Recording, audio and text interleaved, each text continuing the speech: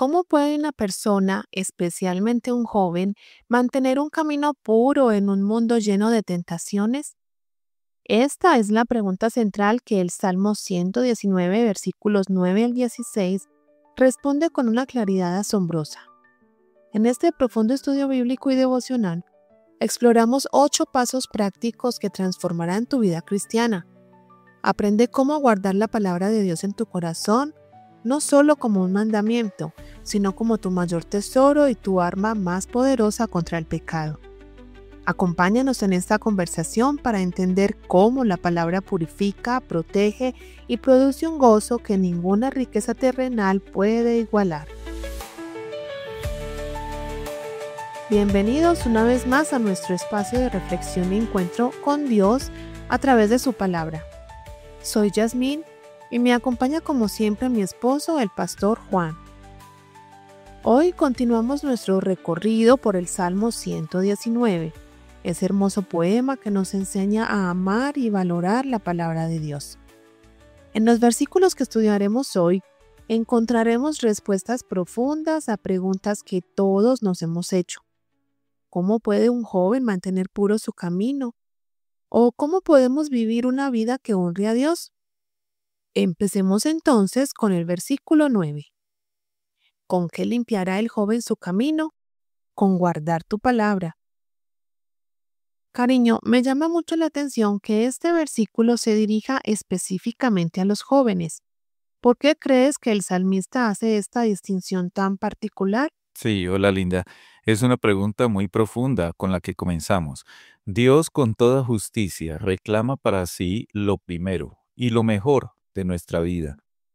Y esto nos lleva a una verdad dolorosa. ¿No es una prueba terrible de lo lejos que está el corazón humano de Dios el hecho de que la juventud, la etapa más vibrante de la vida, nuestro primer amor, se entregue de forma tan natural al servicio del pecado? Esa es una observación que duele, pero que reconozco como cierta. ¿Esto significa que estamos entonces condenados desde la juventud? Desde que el hombre caído engendró un hijo a su semejanza, está escrito que la imaginación del corazón del hombre ha sido mala desde su juventud. La escritura misma pregunta, ¿quién sacará algo limpio de algo impuro? Entonces, el primer paso es reconocer nuestra necesidad. Pero, ¿qué pasa con esas pasiones juveniles que parecen tan difíciles de vencer? Mm, Ahí está el gran desafío. El terrible poder de las pasiones juveniles y la locura con que el corazón se lanza a placeres prohibidos le dan una gran seriedad a la pregunta del salmista, ¿cómo limpiará el joven su camino? Incluso cuando la gracia de Dios despierta el deseo de volver a casa, el hábito de alejarse de Él y la contaminación del pecado que hemos tolerado por tanto tiempo parecen levantar una muralla casi insuperable. Suena desesperanzador, cariño. Sí, ¿Y cómo se rompe esa barrera? la respuesta es clara y poderosa, con guardar su palabra. Así fue como José, en medio de la seducción de la esposa de Potifar y la contaminación de Egipto, mantuvo su integridad. Así también fue como Daniel y sus amigos limpiaron su camino en medio de la cultura pagana en Babilonia. Qué testimonio tan especial. Pero entonces, ¿cómo funciona exactamente ese proceso de limpieza? Bueno, aquí está el secreto, Linda. El camino solo puede ser limpiado si se limpia primero el corazón. Porque ¿cómo puede un manantial contaminado producir otra cosa que no sean aguas amargas?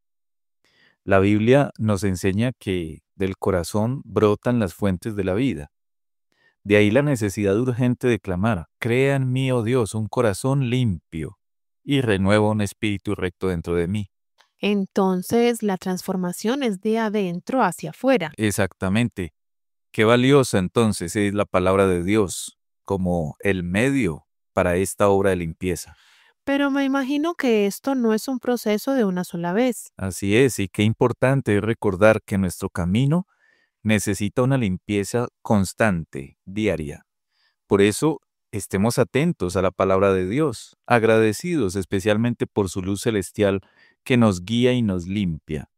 Busquemos también bajo esa misma luz, por supuesto, la influencia santificadora diaria del Espíritu Santo. Pasemos ahora al versículo 10, que llamaremos la búsqueda de todo corazón.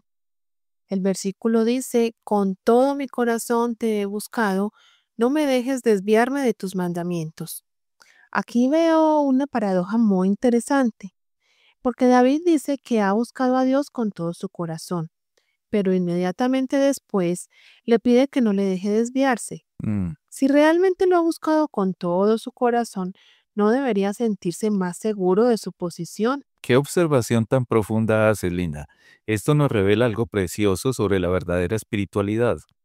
Por más importante que sea prestar atención a la palabra, nunca será eficaz en la práctica si no va acompañada de una oración sincera y apasionada.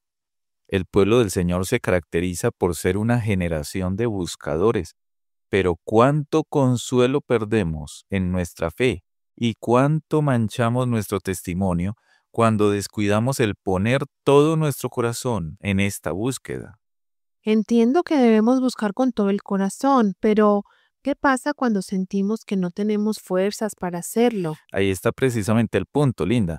Cuando el pecado nos ataca con fuerza, nuestros afectos espirituales se enfrían y encontramos obstáculos para orar. En esos momentos se necesita una fe fuerte para vencer y perseverar. Pero es aquí donde el alma a menudo cede ante la dificultad, contentándose con quejas vacías o con un esfuerzo mínimo, apenas suficiente para acallar la conciencia y producir una falsa paz interior. Cariño, ¿y qué pasa cuando nos conformamos con esa mediocridad espiritual? Al Señor no se le encuentra de esa manera. Su promesa no es para buscadores como estos. Si nos conformamos con ese estado, solo podemos esperar un escaso crecimiento espiritual y una ausencia total de gozo. Pero entonces, ¿por qué esa inmediata oración pidiendo no desviarse? Porque esta seguridad, lejos de generar confianza en sí mismo, cuando es genuina, se mantiene en un reconocimiento humilde de nuestra debilidad. No permitas, clama el salmista, que me aparte de tus mandamientos. ¿Cómo se distingue entonces este deseo genuino de otros deseos espirituales superficiales? Este deseo se distingue de cualquier otro por la sencillez de su objetivo. Es la oración del corazón que dice, una cosa hago, una cosa he deseado del Señor, esta buscaré. ¿Y cómo se manifiesta ese cuidado especial de no desviarse? Cuando el alma está verdaderamente decidida a seguir plenamente al Señor, surge un temor especial a desviarse. En un estado de descuido o desánimo, no prestamos atención a las divagaciones de la mente. La oración personal se hace a toda prisa, no se resisten los pensamientos mundanos y se pierde el tiempo en actividades superficiales sin mayor preocupación. Pero no es así cuando el corazón persigue su objetivo con determinación. Entonces hay un cuidado para que los pensamientos errantes no se vuelvan un hábito. Hay una resistencia al primer paso que podría conducir a un camino equivocado. Pero entonces, ¿de dónde viene esa vigilancia tan intensa? De un alma que recuerda el sufrimiento y la amargura de su Salvador, que sabe que el león rugiente y el lobo devorador está alrededor. Y al recordar la miseria de sus propios extravíos pasados, esa alma teme cualquier alejamiento del redil del pastor. Pero recordemos que el progreso diario en el camino celestial no se sostiene con la gracia de ayer. La oración humilde y dependiente que clama, no me dejes desviarme de tus mandamientos, debe traer continuamente un nuevo suministro de gracia. Ujú. Cariño, pasemos ahora al versículo 11, que vamos a llamar el tesoro escondido del corazón. El versículo dice así, en mi corazón he guardado tus dichos para no pecar contra ti. Esta imagen de guardar la palabra en el corazón me resulta muy especial. Pero antes de explicarnos cómo funciona, ayúdanos a entender por qué es tan necesaria este guardar. ¿Cuál es realmente la gravedad del pecado? Linda, el pecado es la mayor maldición que jamás ha existido y es la causa de todas las demás maldiciones. Su culpa es más grave de lo que podemos imaginar. Es una ofensa contra el Dios y Padre amoroso y soberano. ¿Y cuáles son las consecuencias de esa gravedad? El pecado trae miseria a donde quiera que se extienda, en la familia, en el mundo y también por la eternidad. Por lo tanto, qué importante es el objetivo de ser guardados del pecado. Ahora entiendo mejor la urgencia. ¿Y cómo funciona entonces este guardar la palabra en el corazón? Esa palabra que el salmista acaba de mencionar como la guía para limpiar el camino, ahora la guarda dentro de su corazón. Lo hace para que esté lista para su uso constante. Pero, cariño, ¿por qué a veces parece tan difícil que la palabra penetre realmente en nuestros corazones?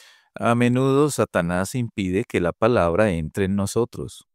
Él arrebata lo sembrado, como dice la parábola. Otras veces la palabra es marchitada o ahogada en el terreno del corazón. Pero el corazón honesto y bueno, ese buen terreno, la atesora, la guarda y da fruto con perseverancia. En ese corazón, la palabra habita abundantemente en toda sabiduría, como un almacén listo para cada ocasión, como un principio de santidad y un escudo contra el pecado. Ujú. ¿Y cómo funciona prácticamente ese almacén de la palabra? Bueno, la misma palabra nos dice, Hijo mío, no se aparten de tus ojos los preceptos de Dios. Guarda la sana sabiduría y la discreción. Así serán vida para tu alma y gracia para tu cuello. Entonces andarás por tu camino con seguridad y tu pie no tropezará. David comparte la misma experiencia. Por la palabra, dijo David, por la palabra de tus labios me he guardado de las sendas del destructor. Y fue probablemente este recuerdo en David, junto con un sentido de peligro constante, lo que inspiró aquella oración suya. Ordena mis pasos en tu palabra, y que ninguna iniquidad se enseñoree de mí. Cariño, ¿podrías darnos algunos ejemplos específicos de cómo la palabra guardada nos protege en situaciones cotidianas? Por supuesto, el valor de la palabra es incalculable como nuestro recurso para caminar con Dios en medio de los afanes, de los negocios, las tentaciones del día. Los salmos, por ejemplo, nos dan material valioso para la oración espontánea. Las promesas que encontramos en ella son alimento para el consuelo. Los mandatos del Señor son luz en la perplejidad. La instrucción es materia sólida para una conversación piadosa. Todo esto obra con un mismo fin, protegernos del pecado. ¿Y qué pasa cuando luchamos con dudas o temores De específicos? igual manera, en la lucha espiritual, tener guardada en el corazón la palabra que dice, al que a mí viene no le echo fuera, es de gran protección contra la incredulidad nuestra. La palabra fortalece al creyente que duda, al que teme, por ejemplo, el ridículo o la persecución. Ella le dice, si el mundo os aborrece, sabed que a mí me aborreció antes que a vosotros. O al que teme no perseverar hasta el final, la palabra le dice, nunca te dejaré ni te desampararé. O también al que tiembla, porque sus pecados pueden condenarlo, la palabra le recuerda, la sangre de Jesucristo, el Hijo de Dios, te limpia de todo pecado. Y en cuanto a nuestros deberes diarios o nuestras responsabilidades, Y en cuanto a nuestros deberes, que la palabra de nuestro Salvador reprenda nuestra pereza y falta de vigilancia. cariño, si nuestros corazones son naturalmente hostiles a la palabra, ¿cómo puede realmente entrar y esconderse allí? Excelente pregunta. ¿Cómo entrará la palabra en corazones como los nuestros? ¿Cómo se guardará esta palabra en un terreno tan hostil? Ningún poder humano puede plantarla allí. Debemos buscar diligentemente entonces la acción todopoderosa del Espíritu Santo. Pues en la medida en que estemos llenos de su influencia y gracia, estaremos armados, como lo estuvo nuestro Señor, para resistir eficazmente las tentaciones espirituales. ¿Cuáles son entonces las características de una persona en cuyo corazón habita verdaderamente la palabra? Vemos su seguridad, pues la persona sabe que ninguno de sus pasos resbalará. Vemos también su felicidad o gozo. No es otra que cuánto ama ella la ley del Señor. Vemos también su victoria. Él sabe, esa persona sabe que la palabra de Dios permanece en él y ha vencido al maligno. No evitemos, pues, el contacto íntimo con la palabra, aunque el precio sea alto. No hay mejor prueba de nuestra seguridad que nuestra disposición a exponernos a la luz examinadora de la palabra de Dios. Pasemos ahora entonces a la alabanza que lleva la enseñanza en el versículo 12. Este versículo dice, bendito tú, oh Jehová, enséñame tus estatutos. Me parece hermoso cómo David pasa naturalmente de la alabanza a la petición de enseñanza. Pero antes, ayúdanos a entender qué valor real tiene nuestra alabanza humana ante un Dios tan grande. Mm, La alabanza es a la vez el deber y el privilegio, pero a los ojos de Dios, ¿qué son nuestras alabanzas, sino la ofrenda de un gusano insignificante que presentamos ante nuestro Creador nuestras propias ideas, pero limitadas sobre su majestad divina? Esa comparación es muy humillante. Sí. ¿Realmente somos tan pequeños ante Dios? Si un gusano levantara la cabeza y dijera, oh Sol, tú eres la fuente de luz y calor de un universo inmenso, su alabanza sería, en proporción, más grande que la de nosotros, aquella que podemos ofrecer a nuestro Creador. Pero entonces, ¿por qué alabar si es tan insignificante? Porque por indigna que sea la ofrenda, Dios no la desprecia.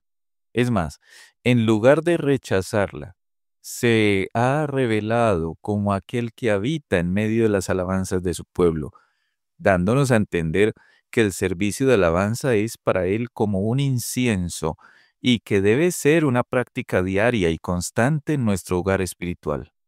¿Qué hace la diferencia entonces entre una alabanza vacía y una genuina? El verdadero carácter de la alabanza depende enteramente del estado del corazón. En un mero hombre pensador es solo admiración fría y sin vida, pero en el creyente se convierte en un principio de consuelo y de estímulo. ¿Cómo se transforma la alabanza en consuelo para el creyente? Porque para un creyente es imposible olvidar lo que Dios ha mostrado de sí mismo a través de Jesús en el Evangelio. Ahí Dios no se presenta como una figura aterradora, sino como alguien fiel y lleno de amor que perdona. Ah, y de esa alabanza surge naturalmente el deseo de aprender más de Él. Verdaderamente, Él es bendito en sí mismo y se deleita en comunicar su bendición a su pueblo. Por eso nos sentimos animados a pedir una continua enseñanza en sus estatutos, en las verdades que ha revelado y en los preceptos que Él ha ordenado, para que podamos ser imitadores de Dios, como dice la palabra, como hijos amados. ¿Y cuál es la diferencia entre la enseñanza humana y la enseñanza de Dios que pedimos?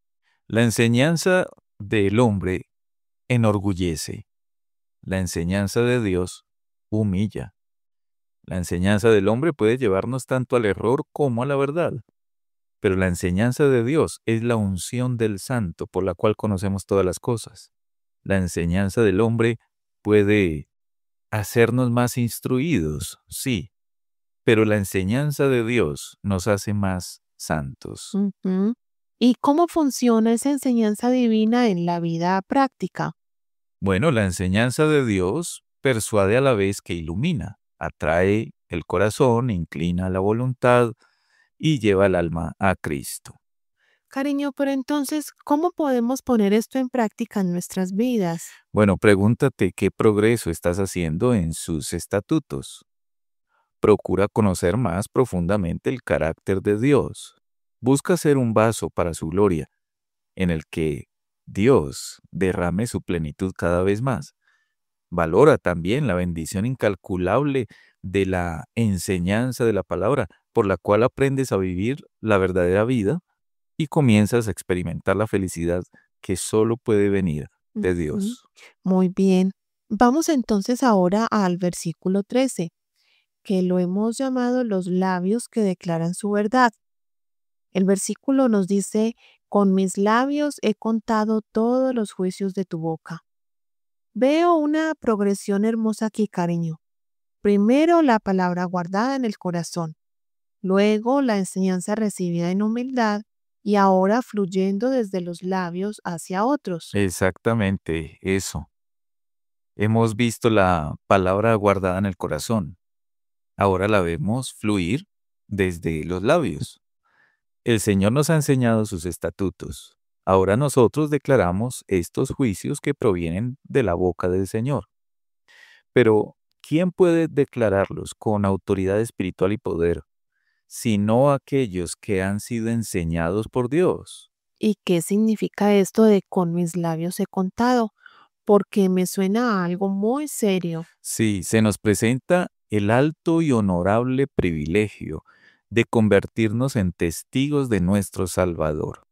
Reconocemos con gusto que Él fue quien formó nuestros labios. Por tanto, Él tiene el derecho principal sobre el servicio que tributemos con ellos. Ajá. Entonces, ¿cuáles son los espacios específicos donde debemos declarar su verdad? Debe ser el tema de nuestra conversación diaria, que puede dar frutos espirituales. ¿Cuánto podríamos hacer por nuestros semejantes si nuestra conversación con ellos fuera el desbordamiento de un corazón lleno de amor, guiado por el único deseo de glorificar a nuestro Salvador y edificar a su iglesia? Pero cariño, confieso que a veces siento que mi testimonio o el contar con mis labios los juicios de Dios no es genuino. Siento que hay una contradicción entre lo que digo y lo que vivo. Mm. En ese caso, hemos de procurar tener el corazón lleno del Espíritu. De lo contrario, lo nuestro será solo palabrería que conduce a la pobreza.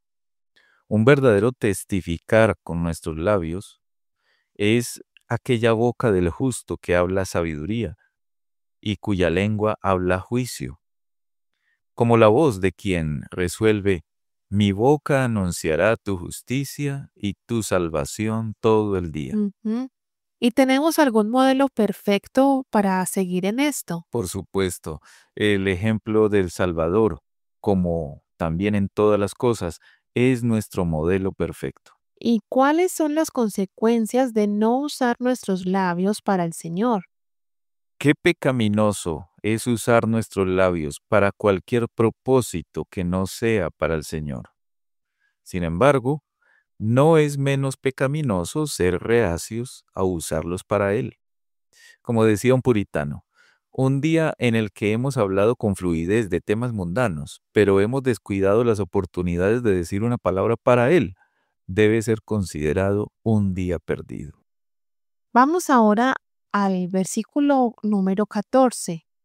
Este lo hemos llamado el gozo que supera todas las riquezas. El versículo nos habla de esta manera. Me he gozado en el camino de tus testimonios más que de toda riqueza. Cariño, esta comparación con las riquezas me hace pensar en qué tan fácil es buscar felicidad en las cosas materiales. Mm, ¿Qué conexión crees que hay entre el testimonio que acabamos de ver y este gozo del que habla David? mm, Qué natural es hablar de aquello que nos deleita. El hombre de Dios declaraba constantemente los juicios del Señor porque eran su alegría. De hecho, hay una verdadera alegría en despreciar los placeres terrenales. San Agustín, refiriéndose a su propia conversión, decía lo siguiente: qué dulce fue, de repente, estar libre de esas vanidades deliciosas, perderlas que antes temía, separarme de ellas que ahora eran mi gozo. Es fascinante esa transformación de lo que antes causaba temor perder, pero que ahora causa gozo abandonar. Pero ¿realmente puede competir el gozo espiritual con el atractivo de las riquezas? Mm, Más satisfactoria aún es la alegría del creyente en el camino de Dios que la del avaro con sus incalculables riquezas.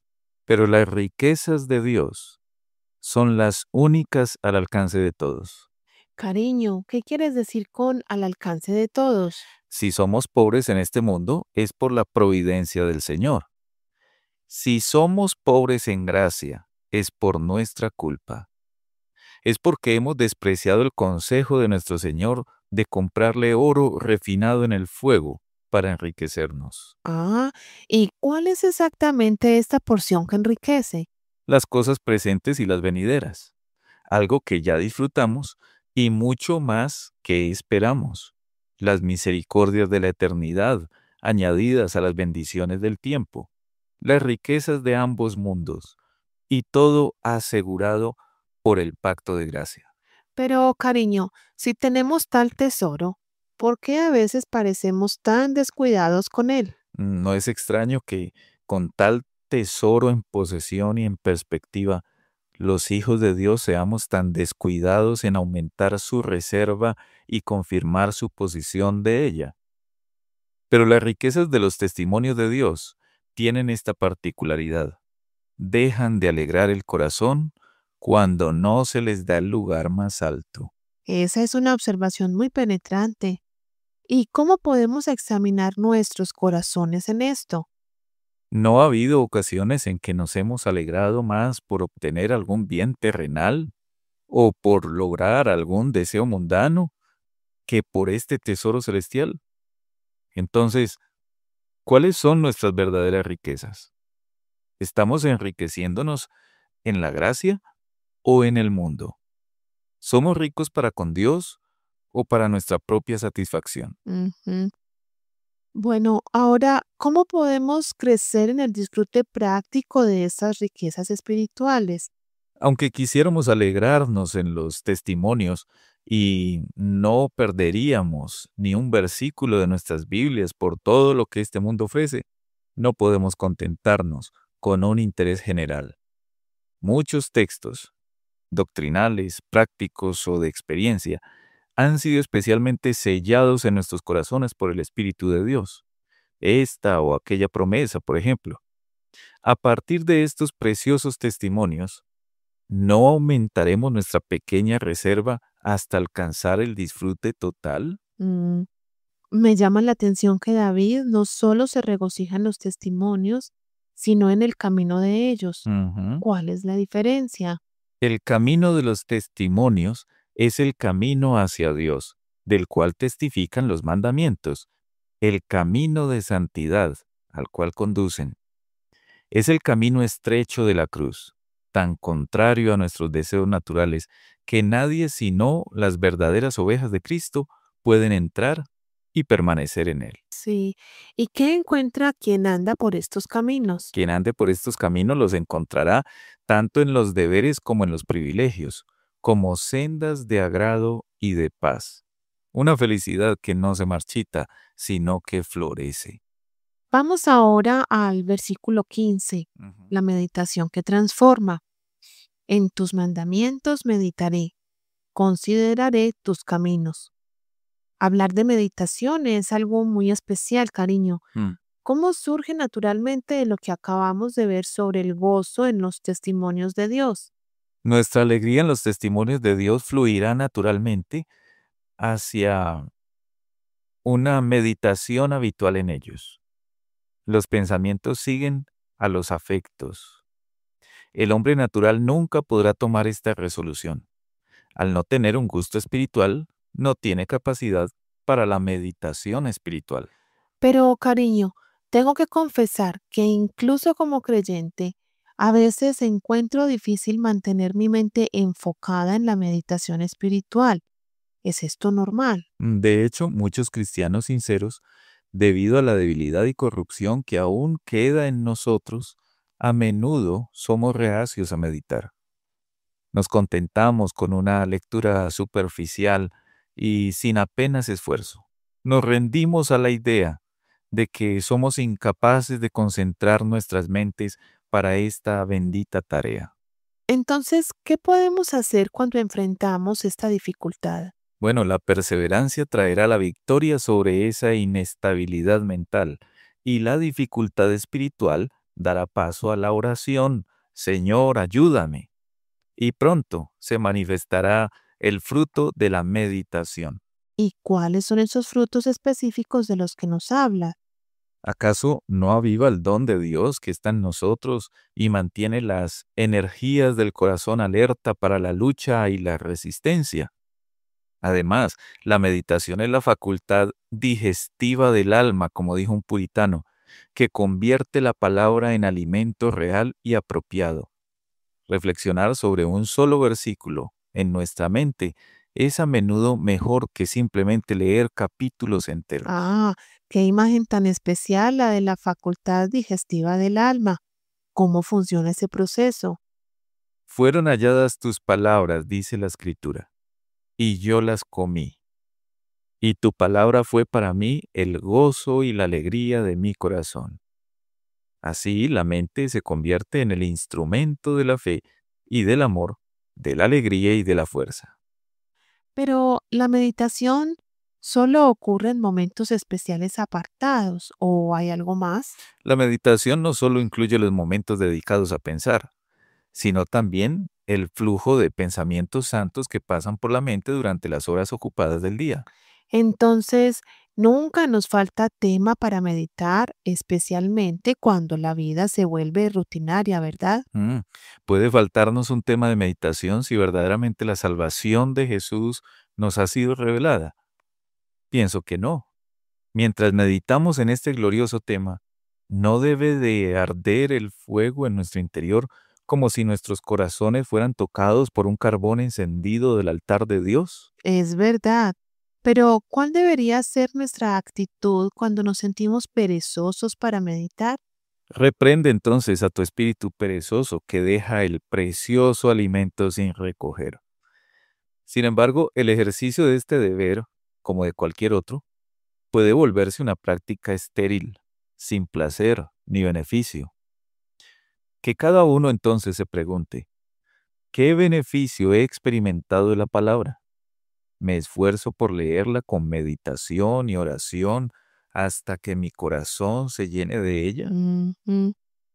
Bueno, ¿y cuál es el objetivo final de toda esta meditación? Bueno, esta comunión con la palabra no es para contemplación, sino para la práctica. Al meditar en los preceptos de Dios, aprendemos a respetar sus caminos, meditando cuidadosamente la senda de nuestros pies para no desviarnos. Cariño, pasemos ahora a nuestro último versículo de este episodio, el versículo 16, el deleite que no olvida. Este versículo dice así: Me regocijaré en tus estatutos, no me olvidaré de tus palabras. Cariño, me parece que aquí tenemos la culminación de todo lo que hemos estado viendo, el deleite en Dios y la memoria fiel de su palabra. ¿Cómo crees que se relacionan estos dos elementos? Hermosamente dicho, Linda. Así como el deleite impulsa la meditación, el hábito práctico de la meditación fortalece el principio del deleite. En el disfrute de este deleite, el cristiano, por pequeños que sean sus logros, preferiría vivir y morir antes que buscar o incluso poseer los placeres más satisfactorios de un mundo vacío. Si se trata de un verdadero deleite en los estatutos del Señor, será un deleite completo. Uno que examina los rincones secretos del corazón, saca a la luz los deseos ocultos de un corazón todavía carnal, exige la crucificación total de toda inclinación corrupta y la entrega sin reservas de todo al servicio abnegado de nuestro Ujú. Dios. ¿Y cómo se diferencia esto del deleite falso? Este espíritu es muy diferente del deleite del hipócrita. que se enfoca más en conocer que en hacer los caminos de su Dios, y por lo tanto se conforman con una obediencia externa, con poco o ningún deseo de entender los errores de su corazón para ser limpiado de faltas secretas. La motivación de nuestra obediencia probará nuestra sinceridad. Y esto nos lleva a la segunda parte del versículo. Ujú. No olvidaré tu palabra. ¿Qué relación tiene el deleite con la memoria? Ciertamente, aquellos que le sirven en este gozoso caminar como hijos no son propensos a olvidar su palabra. Así como el ojo se vuelve continuamente hacia el objeto de su afecto, el ojo del alma, que se ha fijado con deleite en los caminos de Dios, se posará habitualmente en ellos. Como observó un sabio de la antigüedad, nunca he oído de un anciano avaro que haya olvidado dónde enterró su tesoro. La razón es evidente, su corazón está en él. Y esto explica el olvido del impío o del formalista. No se deleitan en los estatutos. Sí. ¿Y qué pasa con aquellos que sí han gustado de la bondad del Señor? Si hemos gustado que el Señor es bueno, si hemos hallado un tesoro en el camino de sus testimonios, no podemos olvidar la dulzura de la experiencia, ni dónde ir para refrescarnos con ella. Ajá. Pero, cariño, muchos cristianos se quejan de tener mala memoria para las cosas espirituales. ¿Cómo debemos entender esto? El olvido de la palabra es, sin embargo, para el cristiano, una fuente de queja constante y a veces de la más angustiosa tentación. No siempre hay una culpa consciente, porque, como observó Thomas Boston, la gracia produce una buena memoria en el corazón, incluso donde no hay buena memoria en la cabeza. Mm, ¿Y qué medios prácticos podemos usar para fortalecer nuestra memoria espiritual? Debemos usar los medios disponibles.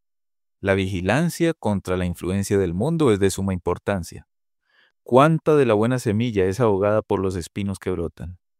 Si queremos que nuestros corazones estén siempre refrescados con deleite espiritual, debemos ser tan cautelosos de acercarnos al mundo como lo sería una persona delicada de salud al exponerse a un ambiente dañino. Ajá. ¿Qué tan rápido puede perderse lo que hemos ganado espiritualmente? Cualquier fervor encendido en los deberes espirituales puede enfriarse en un instante por una imprudencia nuestra. Cariño, al terminar este recorrido por estos 8 versículos del Salmo 119, siento que hemos descubierto un camino completo y profundamente transformador. Mm.